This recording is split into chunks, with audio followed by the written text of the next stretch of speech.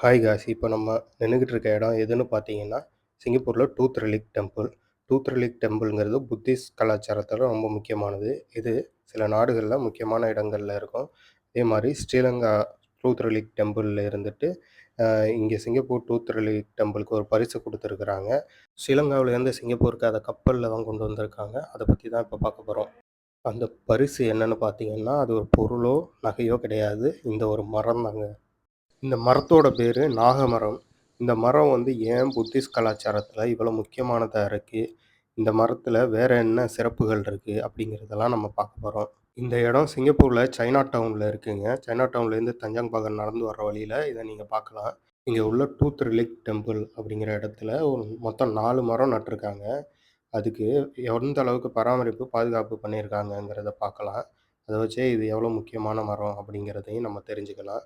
இந்த 4 மரமும் ஒவ்வொரு வகையில வளர்ச்சி அடைஞ்சிருக்கு.